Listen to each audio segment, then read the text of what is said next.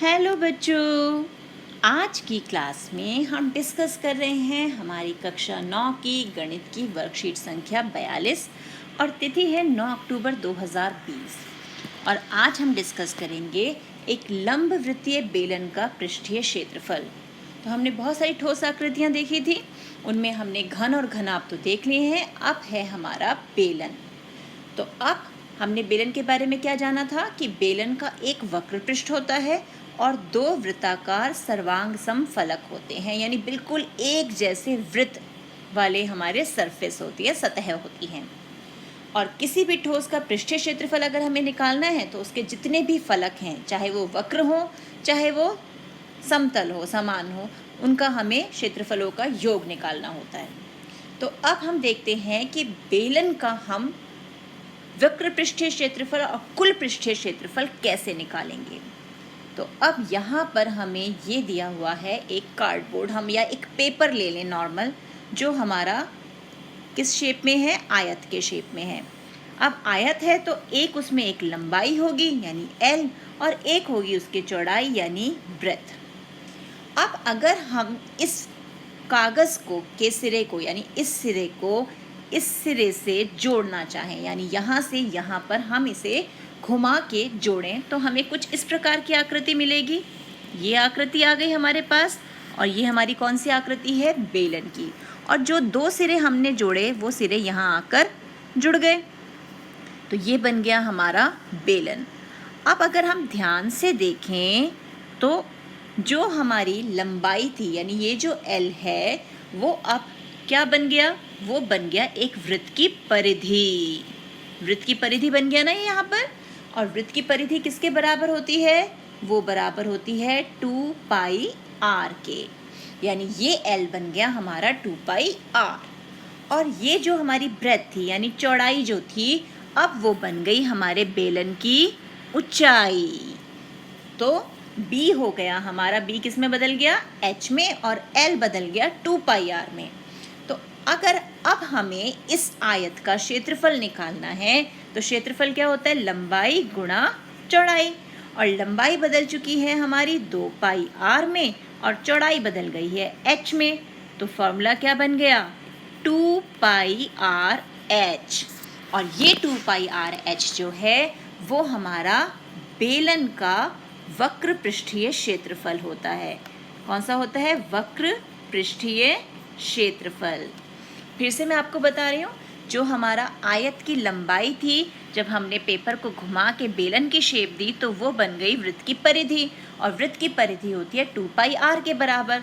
और जो आयत की चौड़ाई यानी ब्रेथ थी वो बन गई हमारे बेलन की ऊंचाई, और वो है हमारा H। तो क्षेत्रफल क्या होता है, लंबाई गुणा चौड़ाई। हमने लंबाई की जगह 2πr लिखा और चौड़ाई की जगह H लिखा और हमें मिल गया सूत्र 2πrh।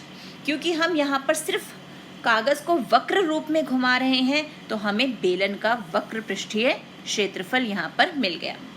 अब इसी बेलन का हमें कुल पृष्ठीय क्षेत्रफल चाहिए, यानी कुल पृष्ठीय क्षेत्रफल का मतलब कि वक्र फलक का क्षेत्रफल तो हमने निकाल लिया, ये है। कुल का मतलब अभी इसमें दो फलक सर्वांग सम यानी दो सर्वांग सम वृत्त और हैं, एक वृत्त नीचे है आधार में और एक वृत्त इसके ऊपर है। तो हमें इसमें दो वृत्तों का क्षेत्रफल जोड़ना है। तो 2πrh जो है वो तो वक्र पृष्ठ का हो गया क्षेत्रफल, और दो वृत्त और जोड़ने हैं। तो एक वृत्त का क्षेत्रफल होता है πr², तो दो वृत्तों का क्या हो गया, 2πr², वो हमने इसमें जोड़ दिया। अब हम इसमें से 2π और r को कॉमन निकाल लेते हैं, तो अंदर क्या बचेगा, h जमा r। तो ये हो गया हमारा बेलन का कुल पृष्ठीय क्षेत्रफल। है ना कितना आसान सूत्र बनाना। अब हम इस सूत्र को किस प्रकार प्रयोग करेंगे वो हम देखते हैं कि प्रश्नों में इनका किस प्रकार प्रयोग किया जाता है। तो अब पहला प्रश्न, जो पहला उदाहरण है हमारा, एक बेलनाकार डिब्बे की ऊंचाई 15 सेंटीमीटर है। तो ऊंचाई का मतलब हमें h दे दिया गया है, त्रिज्या 7 सेंटीमीटर है यानी r हमारे पास है। तो उस डिब्बे का कुल पृष्ठीय क्षेत्रफल ज्ञात कीजिए। तो h और r हमारे पास है और कुल पृष्ठीय क्षेत्रफल का फॉर्मूला अभी हमने देखा कि 2πr ब्रैकेट में r प्लस h। पाई का मान हमें पता है 22/7 और फिर हमने इसमें वैल्यूज़ रखी, हल किया तो हमारे पास आ गया 968 सेंटीमीटर स्क्वायर, क्योंकि हम क्षेत्रफल निकाल रहे हैं तो वर्ग इकाई हमारा क्या होते हैं, उसकी इकाई के लिए हम यूज़ करते हैं। अब उदाहरण 2 देखते हैं। उदाहरण 2 में क्या कहा गया है, 14 सेंटीमीटर ऊंचाई वाले एक लंबवृत्तीय बेलन का वक्र पृष्ठीय क्षेत्रफल 88 सेंटीमीटर स्क्वायर है।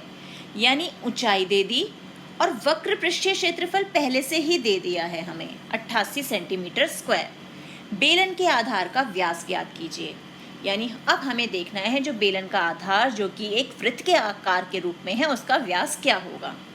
तो अब हम मान लेते हैं कि त्रिज्या r है, ऊंचाई h जो है वो पहले से ही 14 सेंटीमीटर हमें दी हुई है, और वक्र पृष्ठीय क्षेत्रफल उसका फॉर्मूला था 2πrh, वो हमें दे रखा है कितना, 88 सेंटीमीटर स्क्वायर।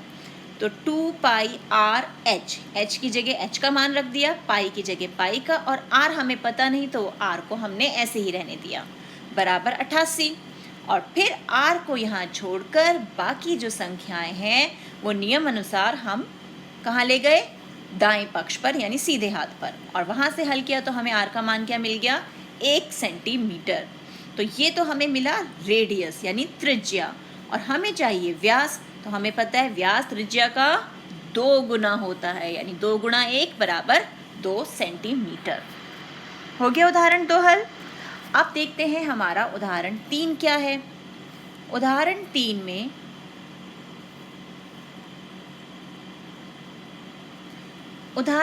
में एक वृत्ताकार कुएं का आंतरिक व्यास 3.5 मीटर है और यह 10 मीटर गहरा है।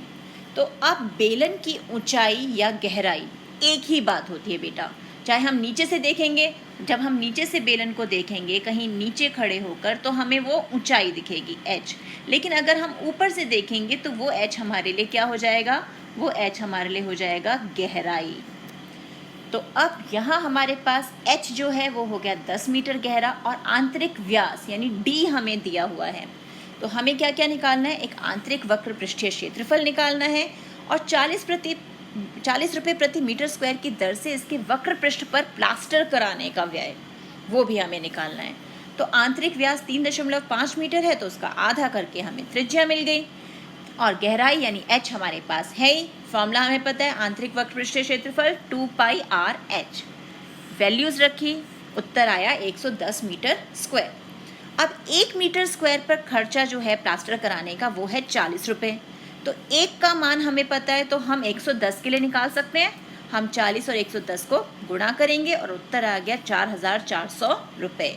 तो कुएं के वक्र पृष्ठ पर प्लास्टर कराने का व्यय है 4400 रुपये। तो हो गए ये प्रश्न हल। अब हमने सीखा प्रश्नों को कैसे हल करते हैं, तो अब हमारी बारी है कि हमें अपने आप प्रश्न हल करने हैं।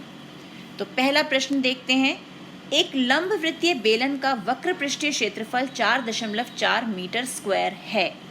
यदि बेलन के आधार की त्रिज्या 0.7 मीटर है तो उसकी ऊंचाई ज्ञात कीजिए। तो यहाँ भी हमें वक्र पृष्ठीय क्षेत्रफल दिया हुआ है, त्रिज्या दी हुई है, ऊंचाई यानी h जो है वो हमें निकालना है। तो इसे हम कैसे हल करेंगे, तो अब है हमारा हल 1। तो हमें वक्र पृष्ठीय क्षेत्रफल बेलन का दिया हुआ है। वक्र पृष्ठीय क्षेत्रफल कितना है, 4.4 मीटर स्क्वायर, और त्रिज्या यानी रेडियस दिया है 0.7 मीटर। तो अब हमें पता है कि जो बेलन का वक्र पृष्ठीय क्षेत्रफल होता है उसका फॉर्मूला क्या होता है, जल्दी बताओ, शाबाश, 2πrh।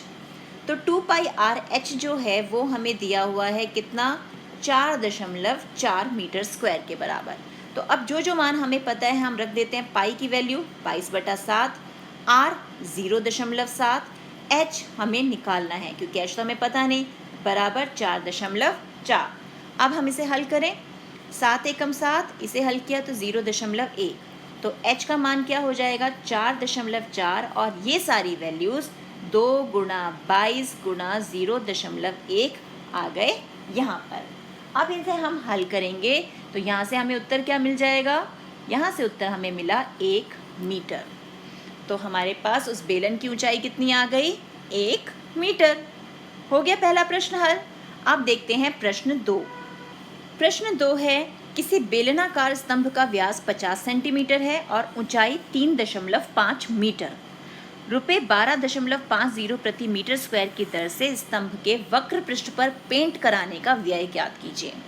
अब जब हम इन प्रश्नों को हल करते हैं ना बेटा, हमें इनकी इकाई पर विशेष ध्यान देना चाहिए। यहाँ देखो, व्यास जो है वो सेंटीमीटर में दिया हुआ है और ऊंचाई जो है मीटर में दी हुई है, और जो हमें दर दी है वो भी मीटर स्क्वायर में, यानी हमारी सारी इकाइयाँ मीटर में होनी चाहिए। तो हम इस व्यास को भी मीटर में बदलेंगे। तो इस प्रश्न को हम कैसे हल करेंगे? तो अब है हमारा हल 2, जहाँ पे हमें व्यास यानी d जो है वो दिया हुआ है 50 सेंटीमीटर, और मैंने आपको बताया था पहले हम इसे किस में बदलेंगे? इसे बदलेंगे मीटर में। तो हम यहाँ से r निकाल लेते हैं। r तो हमें मिल गया 25 सेंटीमीटर यानी 50 का आधा, और उसे हम बदल लेते हैं मीटर में यानी 0.5 मीटर, क्योंकि 1 मीटर में 100 सेंटीमीटर होते हैं। तो हम इसे 100 से भाग करेंगे तो ये मीटर में बदल जाएगा। और हमें ऊंचाई दे रखी है 3.5 मीटर। तो सबसे पहले बेलन का वक्र पृष्ठीय क्षेत्रफल, क्योंकि जो स्तंभ है वो बेलनाकार है, तो वक्र पृष्ठीय क्षेत्रफल का फॉर्मूला है हमारा 2πr/h, यानी 2 गुणा 22/7 गुणा r यानी 0.5 गुणा h यानी 3.5। अब हम इसे हल करेंगे तो हमारे पास उत्तर क्या आ जाएगा? 5.5 मीटर स्क्वायर। तो ये मिल गया हमें बेलन का वक्र पृष्ठीय क्षेत्रफल। अब हमें देखना है पेंट कराने की दर। तो 1 मीटर स्क्वायर पर पेंट कराने का व्यय क्या है हमारा? हमने वहाँ पे देखा था ना, प्रति मीटर स्क्वायर। तो 1 मीटर स्क्वायर पर पेंट कराने का व्यय जो है वो दिया हुआ है 12.50 यानी रुपये इतने। तो हमें 5.5 मीटर स्क्वायर पर पेंट कराना है, तो उस पर पेंट कराने का व्यय क्या हो जाएगा? 12.50 को हम 5.5 से गुणा कर देंगे, तो उत्तर आ गया हमारे पास 68.75, यानी इतना अमाउंट हमारा, इतने रुपए पूरे उस स्तंभ पर पेंट, उसके वक्र पृष्ठ पर पेंट कराने पर खर्च होंगे। अब देखते हैं हमारा प्रश्न 3। प्रश्न 3 है, एक रोलर का व्यास 84 सेंटीमीटर है और लंबाई 120 सेंटीमीटर है। एक खेल के मैदान को एक बार समतल करने के लिए इसे 500 चक्कर लगाने पड़ते हैं। खेल के मैदान का मीटर स्क्वायर में क्षेत्रफल ज्ञात कीजिए। अब यहाँ भी ध्यान दो कि ये व्यास सेंटीमीटर में है और लंबाई भी सेंटीमीटर में है, और खेल का मैदान जो है हमने उसका उत्तर निकालना है मीटर स्क्वायर में, यानी उत्तर हमें चाहिए मीटर में। तो इसका मतलब हमें व्यास और लंबाई दोनों को पहले मीटर में बदलना होगा। तो अब हम इसे हल करते हैं। अब है हमारे पास हल 3। अब सबसे पहली बात, जो रोलर है वो है किस आकार में? सिलेंडर के आकार में, यानी हमारे बेलन के आकार में। तो जब वो घूमेगा तो वो क्या करेगा? वो वक्र पृष्ठीय क्षेत्रफल यानी इतने हिस्से को ही समतल कर सकता है। तो जब वो एक बार एक चक्कर लगाएगा, इसका मतलब वो अपना एक वक्र पृष्ठीय क्षेत्रफल जो है एक चक्कर में वो कवर कर रहा है। तो अब हम ऐसे, वो 500 चक्कर लगा रहा है, तो हमें ये देखना है कि वो कितना खेल का मैदान जो है उसे समतल कर सकता है। तो अब सबसे पहले हमें यहाँ पर दिया हुआ है व्यास, व्यास यानी d, वो दे रखा है 84 सेंटीमीटर। तो रेडियस कितना हो जाएगा? जो हमारी त्रिज्या है इसका आधा यानी 42 सेंटीमीटर, और उसे भी हमें बदलना है किसमें?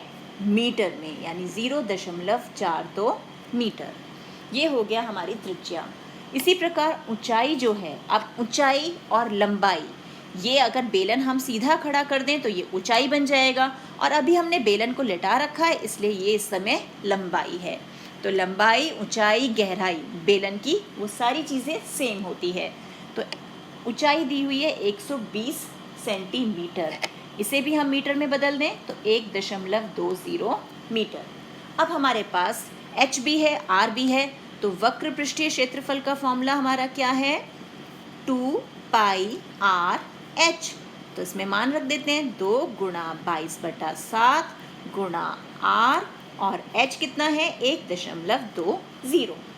अब जब हम इसे हल करेंगे तो हमारे पास उत्तर आ जाता है 31.68 मीटर स्क्वायर, क्योंकि हमने सेंटीमीटर को मीटर में बदल दिया।